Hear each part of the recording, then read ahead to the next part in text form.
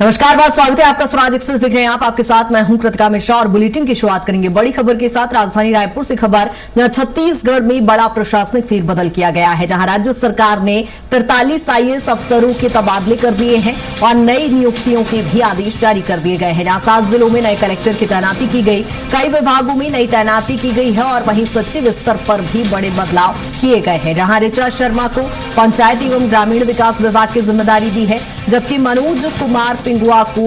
One और जलवायु परिवर्तन विभाग का प्रभार सौंपा गया है। निहारिका बारी को गृह एवं जेल विभाग का प्रमुख सचिव बनाया गया है। डॉक्टर रोहित यादव को वित्त, कमलप्रीत सिंह को स्कूल शिक्षा और परदेसी सिद्धार्थ कोमल को कृषि विभाग की जिम्मेदारी दी गई है। वहीं कोरिया, सूरजपुर, बीजापुर और सारंगढ़, बिलाईगढ़ समेत कई जिलों में नए कलेक्टर नियुक्त किए गए हैं।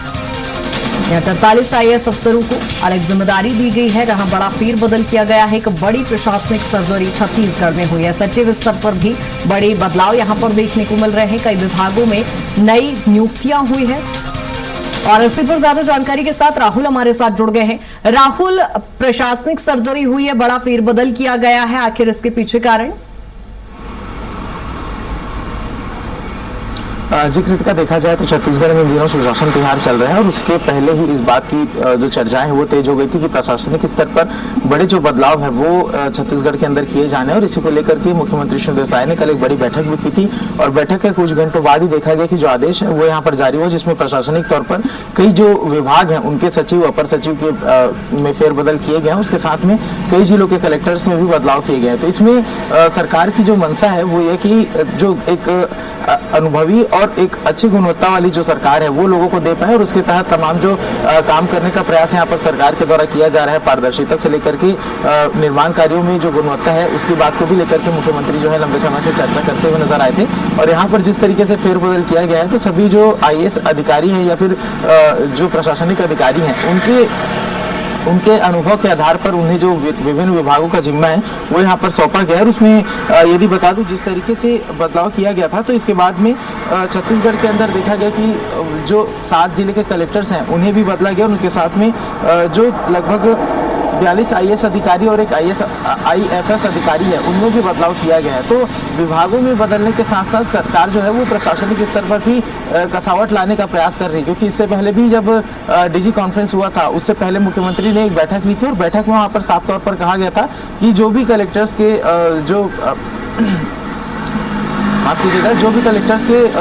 रिपोर्ट होंगे उसके आधार पर जो सरकार है वो आने वाले समय में जो बदलाव है वो करेगी। और उसी के तहत देखा गया कि मुख्यमंत्री श्री देसाई ने कल एक बड़ा जो फैसला है वो यहाँ पर सामान्य प्रशासन विभाग के द्वारा जारी किया गया है। और इसके साथ ही आपको बता दूं कृतिका कि छत्तीसगढ़ में जिस तरीके से लगातार इन बातों की चर्चा थी, उस बीच में ये बात कही जा रही थी कि सुशासन तिहार के बाद में जो बदलाव वो किया जाएगा, लेकिन बदलाव के सुशासन तिहार के बीच में ही बड़ा बदलाव किया गया है। तो इससे साफ समझा जा सकता है कि मुख्यमंत्री श्री देसाई जब लोगों के बीच में पहुंच रहे हैं, वहां पर जिस तरीके से फीडबैक मिल रहा है,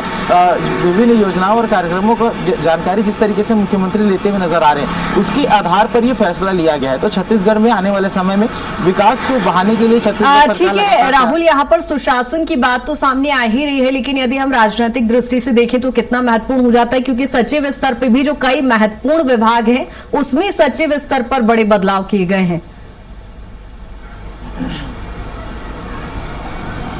इस पर देखा जाए कृतिका तो जो सरकार है वो हर विभाग में अपना जो व्यक्ति है वो बैठाने का प्रयास करता है ताकि जो प्रशासनिक स्तर पर कसावट है वो लाई जा सके। इससे पहले भी हमने देखा है कि छत्तीसगढ़ के अंदर में कई ऐसे जिले के कलेक्टर हैं जिनके खिलाफ